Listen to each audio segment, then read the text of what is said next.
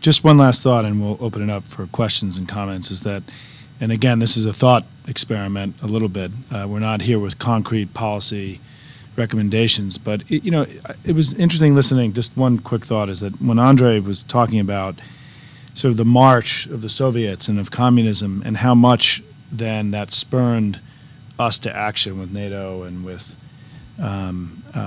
all the other things that you listed that were done back in the late 40s, we're not starting. I mean, this is the most important thing I just want to say, is that we're not starting from a position now where we're under threat as a nation in the way that we were at that moment. That our values, there isn't this looming giant called the Soviet Union, which was creeping across Europe, that had been so instrumental, much more so than America had been, in defeating Nazi Germany during World War II. That we are facing if you use the threat language, the threats that we're facing today, perhaps the exception of climate change, right, are not anywhere near on the scale the major threats that we faced in the early part of the 20th century. And I think, so what it means from a conceptual standpoint is that if you use a football analogy, right, I mean, we're starting on the 40-yard line, we're not starting on the 10-yard line or the 20-yard line. And it means that if we're going to go forward, it means it can be more towards the idea of actually bringing nations together to solve things like global poverty and climate change, and how do we deal with migration and immigration, how do we restore broad-based prosperity in an age of globalization where it's much harder to do.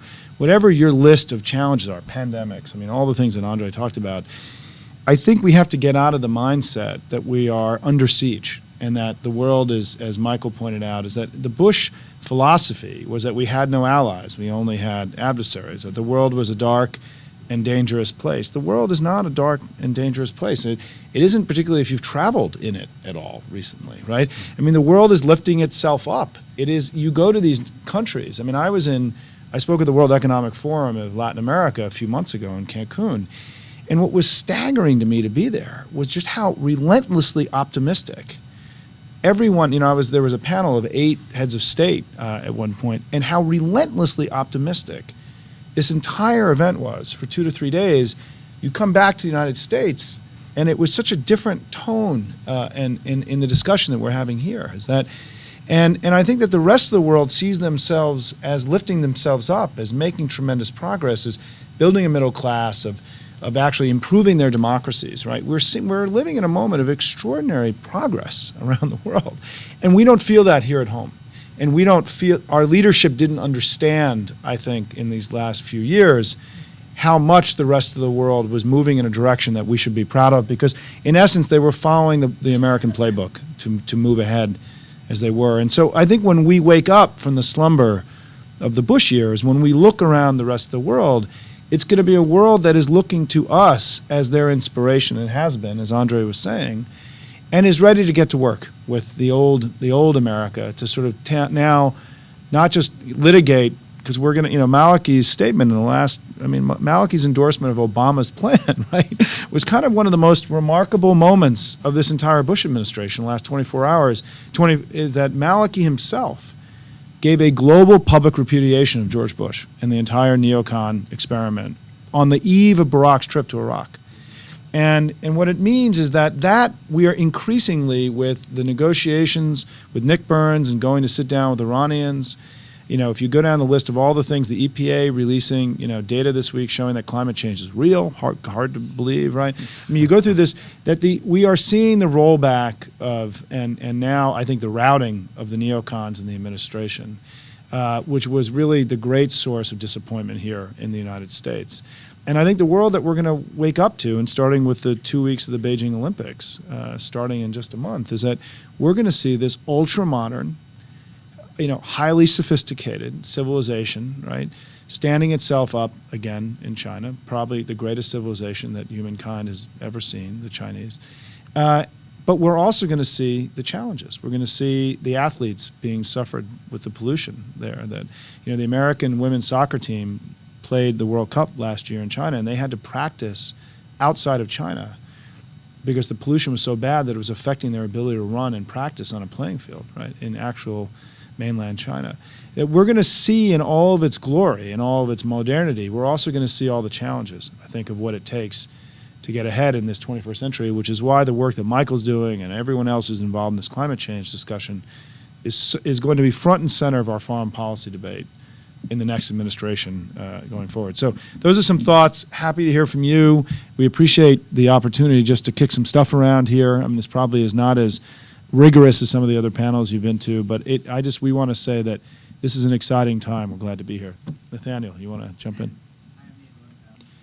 I'm going to say one brief thing and turn it to my colleagues, which is I think this balance between opportunity and threat is that we have to get a better balance. I mean, part of the message of this panel is that we've been out of balance here in the U.S. the last 7 years, and that they're on the climate change. I mean, listening to Gore this morning, right, and Michael has been writing. So what I was very glad about is that everything Al Gore said today was very similar to what Michael's been saying.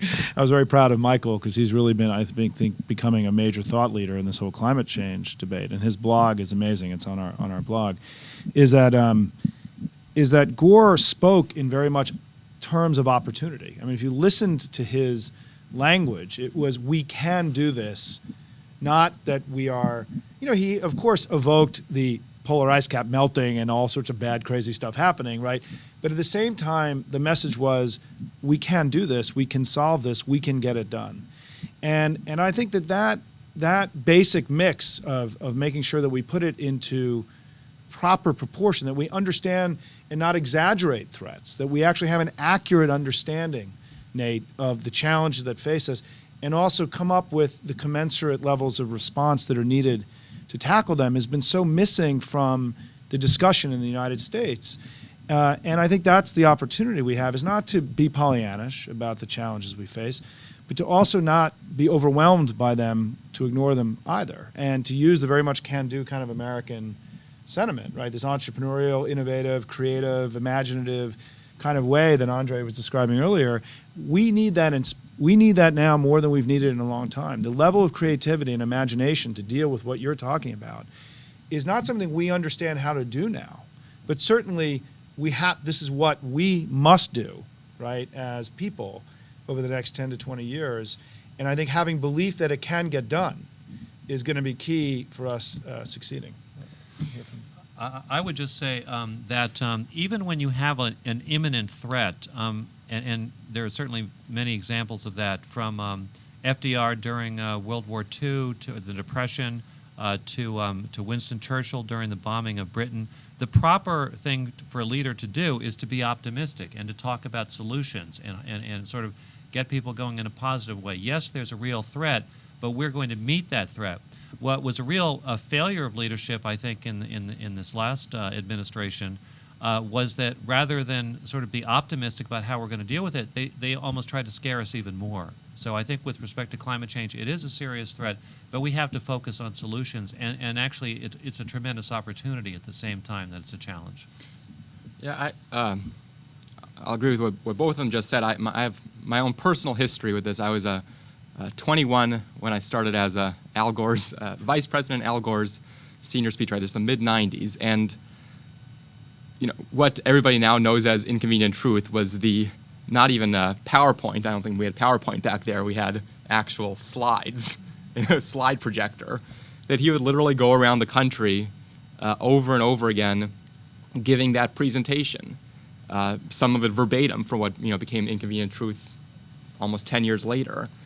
And it was a presentation that was over and over again ignored. And every single smart person in the Democratic Party would troop into the White House and tell him he was insane for doing this. It was going to cost him the presidency. It was going to hurt Democrats. We were going to lose Michigan. We were going to lose West Virginia. We were going to do all these things. And that he needed to stop talking about this issue that nobody cares about, this kind of esoteric, wonky, scientific issue that is not a bread and butter concern. He should be out there talking about jobs and healthcare and things like that. And he kept on doing it, which is, I think, a lesson to all of us, hopefully, about what political leadership really is. But we talked a lot back then about how do you motivate large-scale action without an imminent threat? How, in the American political system, can you do that? And we clearly did not figure out how to do it back then and are still struggling with how to do it now. I think that Simon is right that it is a balance, because this is a real threat. and we have to see it as a threat. At the same time, whenever, as Michael was saying, whenever you have a threat, you always have an opportunity. I mean, you think back to how Tony Blair talked about 9/11 right after it happened, and about how the kaleidoscope of the world had suddenly shifted, and all the pieces were in motion, and before it sets a gun, we have a chance to reshape the world fundamentally. And that's very different from, as Michael was saying, the way that Bush talked about it, which is, holy you-know-what, they're out to get us.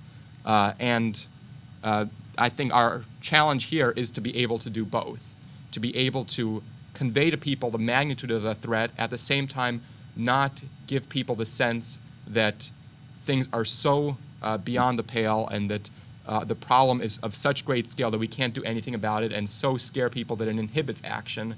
We need to actually be able to tell people about the threat in a way that inspires action. For each of us in our personal lives, I'm sure when there is an immediate threat, you react a lot quicker than for an immediate opportunity. All of us in our lives have let opportunities pass us by, but when there's a threat, it inspires you much more clearly to action. But the challenge here is, how do you take that threat and make it into one that is manageable and that is one that can actually drive us towards a solution and not just wringing our hands. I think it's going to be a challenge. I think, you listen to what Al Gore said today about the 10-year goal and why he doesn't want to go work in an Obama administration, and he said because his challenge is to create a political space that politicians can work in. And that's a very realistic kind of way of looking at the world. I think all of our role here, whether it's Netroots, all of us who care about these issues, our role at Democracy, I think the role at NDN, is to keep on pushing the boundaries of that discussion. Because when you look at everything that's on the table in American politics today, it is puny compared to the scope of the kind of change that Harry Truman and the others did right after World War II in that moment of enormous flux, and it's puny compared to the kinds of challenges, threats, opportunities we face today. When we're talking about which countries do we add on to NATO, an alliance created to meet a Soviet threat that is no longer there, when you talk about how do we respond to different kinds of currency crises through the IMF and World Bank, which were created to deal with an economy in the world that was very different than we are looking at today, it is tinkering at the edges when we need to have a fundamental rethinking. What Simon was talking about of an alliance for progress around the world, whether that is something that actually comes into being as an actual alliance or however you want to think about it, that kind of scale of change is what we need. And it is going to be, I think, imperative on all of us to be able to keep on pushing the boundaries of debate in this country. That has been the role of what the right wing did and what conservatives did throughout the 1970s and 60s and even during the Reagan years in the 1980s, to keep on pushing things. And the things that they first talked about, whether it was the neoconservative foreign policy or Social Security privatization or supply-side economics, so on and so forth, down the line, all of which were dismissed as crazy, outlandish schemes that would never be taken seriously when they were first proposed, came into the American political debate. Now, our challenge is to come up with better solutions than all of those things, but to think in similarly broad, ambitious, creative ways, and not just be going for what's going to pass Congress in this next legislative session, but what are the things we can start talking about today in 2008 that in 2020 will be very much in the American political dialogue. I would just say that Obama, two things. Obama, just by virtue of the enthusiasm and the kind of, he's almost, what he's done so far is almost beyond traditional politics. And I think just seeing that phenomenon is going to encourage, for example, politicians in Europe to think, maybe there's something that I've missed here, just sort of like dealing with, small issues. Secondly, I agree that the scale of change that we've seen so far, even the scale of proposal, is very modest compared to the changes that have occurred in the opposite direction during the conservative revolution. And there's an awfully long way to go to get back to where we were. Quick thought on just the role of government. It's a great question because I'll essentially agree with your concern in the sense that in our system, our president is head of state and head of government. In many countries, that position is actually divided into two. And in essence, the American president's also the head of global government. I mean, it's an impossible job under the best of circumstances. And I think one of the great tensions in the early Obama administration, and we can't get ahead of ourselves here, but we can't imagine the alternative, I think, right now, is opportunity, not threat. Opportunity, not threat, right? Is that the American people want their president to be more concerned about their communities than Baghdad or Kabul. I mean, that there's a real powerful sense that Americans want their president to come home, right? And that their politics to be concerned about, the infrastructure that needs to be rebuilt, the schools that need to be made better, the jobs that need to be created, the healthcare system that needs to get fixed. So Obama's going to have extraordinary domestic pressure to stay here and to be present and to solve the domestic challenges. Because what's driving the 81% disapproval, I think, isn't the war. It's really the struggle that every day people are going through in their own lives, in the sense that Washington isn't providing an adequate response to the struggle that they feel. So Senator Obama is going to need to produce back here, while also having extraordinary global demands on his time, on his attention. And I think what it means is that the team that he appoints, the Secretary of State, the National Security Advisor, the ambassadors to the top 15 to 20 countries, China, India, Brazil, so on, these are going to be monumentally and very consequential appointments. And that many of these people may have more power and influence in these roles than we've seen in a very long time, maybe since Rumsfeld, or that was a joke, and a lot of running room, because he's going to have to manage the management of this next presidency is just going to be unbelievable. And I think one of the things that I think is part of our job is to challenge, but also to understand how hard it's going to be the next president of the United States, and that we need to be as much cheerleader as we are critic, I think, as we go into next year, because it's going to be hard. People in Washington have got used to doing nothing for 12 years. Very little got done in the Bush era. Tax cuts in the war, that was about it. And I can tell you, as being a Washington person, the culture of the city has gotten used to doing nothing. Mm-hmm. And, it's gotten used to, I coach Little League soccer and help manage a travel soccer team, right? I mean, I was able to do that in part because there wasn't really all that much going on in Washington the last few years. But when you extend that across the whole culture, Senator Obama is going to have to push what is a culture that's gotten used to lethargy and lack of activity, despite Nancy Pelosi's leadership and Harry Reid's leadership, and that's going to be hard. So I think this is going to be, my counsel as somebody who's now been amazingly in Washington for 16 years, I can't really believe it, is that, the Bush broke the city. And it's going to be hard for that city to go from broken to a humming machine, passing all sorts of legislation and implementing all this stuff that we all want to see. And I think it's one of the reasons, if any of you saw the amazing panel today that Steve Hildebrand did, was anybody in that room? If you didn't come to that panel, try to watch it on C-SPAN or on the web, I guess, whatever. It was one of the most inspirational things I've ever seen in my years in politics, listening to the Obama staff talk about how they knew from day one of this campaign that they were building a grassroots army to actually pass legislation and change the country, and not just to win the election. That from the first meeting with Barack and his staff in 2006, this was discussed. What an amazing thing, right? And he knew that this was not going to be over on November 3rd or whatever the hell it is. It's just the beginning. And our greatest battles are going to be in the next 4 to 5 years, not between now and November. Let's take two more. I'm sorry the answer's been so long. We've gone, yes, ma'am. We've had some boys. We need some girls. Yeah. I'll be somewhat more specific. I think, number one, I think we need a successor regime to Kyoto, one with real teeth, and then one that's going to make real progress in a much faster timetable than is currently being discussed. Two, I think we need a real commitment in real dollars of democratization.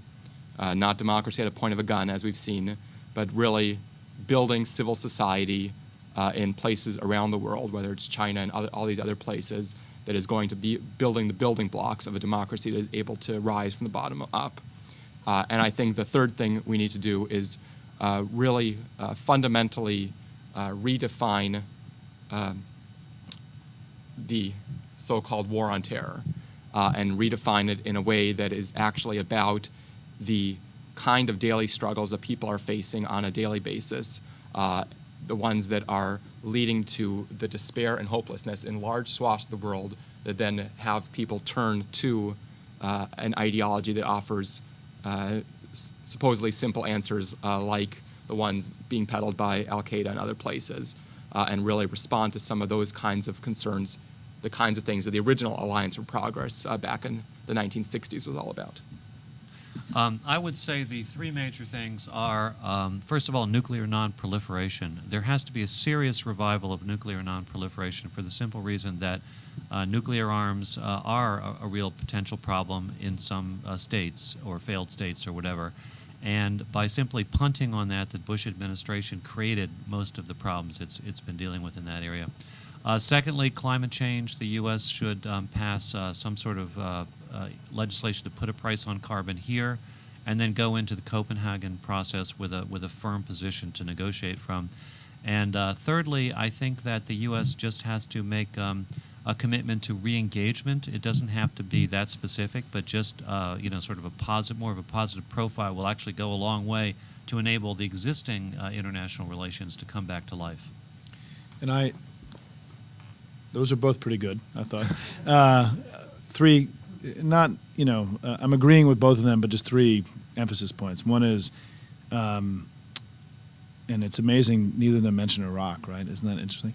Is that he's going to have to manage whatever happens in Iraq well, or it could be destructive to his presidency. I mean, this is so much on people's minds. There's no guarantee this is going to go well and be easy. It's still going to, my great fear is that it's going to consume his presidency for the next 2 to 3 years as much as it has Bush's, which would be a tragedy for us, because it's time to put what's happening there in its proper context globally, I think. Second is, I think what Andre said about democratization, and we almost have to come up with a new terminology around this, this is very important, I think, and it's something that I don't think we even have the right language for or the right way to think about this, but this notion of helping fragile states and emerging democracies strengthen their civil society in a way that's more sophisticated, smarter than the tools that we have now. We don't have adequate tools. Many of the things that we built to manage the world today really didn't anticipate that level of sort of support and help. And I think it's something that is going to require, I think, a lot of rethinking. And I would put underneath that global poverty reduction and a lot of the work, the One campaign, there's a lot of One people here, is working on. I think that fits under number two. And then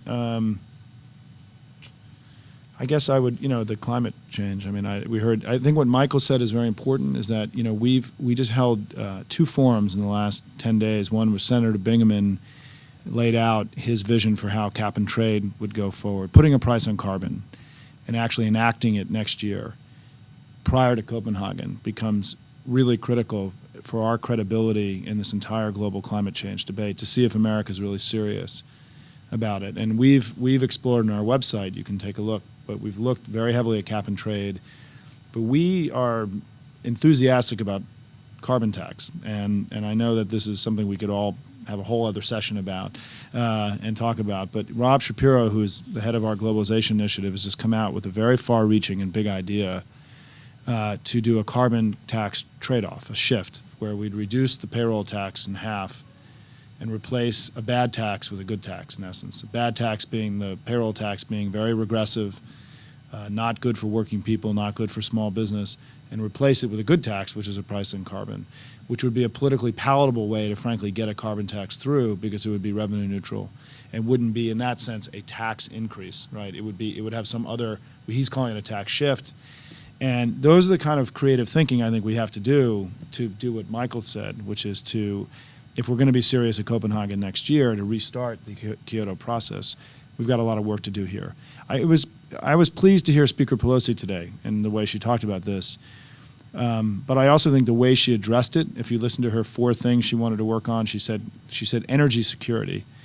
And I think energy security is exactly the wrong way to be actually thinking about climate change and the opportunity that we have. Because again, it's defensive as opposed to offensive and being confident that we can do this. It's reactive as opposed to proactive. And I think we still have a lot of work to do on the language around all this stuff. Let me take, but that was a great question. Tracy, last one, or we have to, are you sure? I think we started 10 minutes late. Okay, we're going to go one more. Tracy, thank you, Tracy. Okay, back there all the way. Well, I think we're in good shape if Obama becomes president in terms of language, because he obviously has a gift for for rhetoric and for coming up with the right words to describe things. I do think that nuclear non-proliferation has to be a real part of the solution, long-term solution to countries like Iran getting nuclear weapons. The essence of nuclear non-proliferation was that there would be a security umbrella that was provided by the countries that had, and that the other countries would therefore forswear that. And it was done in an organized process. The entire process has basically atrophied, and it should be revived, because this is a problem that will only accelerate going forward, because like all technologies, nuclear is naturally becoming easier for people to do with the internet and so on and so forth. So this is a very important issue, and I would make reestablishing a real nuclear non-proliferation effort a key part of dealing with Iran as well as other potential Irans down the road. And one last thing, let me jump in, is that I think the Iran thing, just relating to Iraq, I've written about this a lot on my blog, is that the whole Bush orientation towards Iran has been so fascinating to me, because Iran's rise is a direct result of our policy in Iraq. And when I've talked to friends of mine who are much more knowledgeable about security matters than I am, I've always said to them, if you war gamed out the invasion of Iraq, and that we were imagining putting in 2 political parties in Iraq, who both of which, by the way, during the Iran-Iraq War went to and lived in Iran, right? So in a time when their country was at war with another nation, they actually left their own country and lived in the opposing country they were at war with, right? And that they're the governing powers that went in, that these are obviously the first Shiite-led Arab government in the history of the Middle East, that the inability for the administration to understand that the obvious outcome of a Shiite-led government in Iraq was to dramatically increase Iran's power in the Middle East, then causing all sorts of other secondary sets of problems, was as big a blunder or oversight as any other element of what the tragedy of Iraq has been. And of course their reaction to it was to get angry at, and I kept wondering whether they were angry at themselves, for having actually caused this, right? But I mean, the irrationality of the Bush administration's response to the rise of Iran has been, I think, in some ways the most awful part of this entire very disappointing administration. What's interesting, though, is that Nick Burns, who is a respected and thoughtful diplomat, is now engaged in a discussion with the Iranian nuclear negotiator. And we're starting to see what could be a different strategy and a different approach, even coming out of this administration, towards Iran, which is very important, particularly because the saber rattling of recent days has been between the Iranians and the Israelis, not with us, right? And this is a flashpoint in the world. This is a legitimately dangerous and scary threat, I think, to the globe. So what I will say is that we will be talking about Iran a lot, I think, in the next few years. And I think Obama's trip to Iraq it's going to be very important to see how he talks about this as well. But Michael's right that the nuclear non-proliferation regime has atrophied, and we've got a lot of work to do. For follow-up, ndn.org is our site, democracyjournal.org. Great book, right, for everybody. Thanks so much for your time, everybody, very much. Thank you.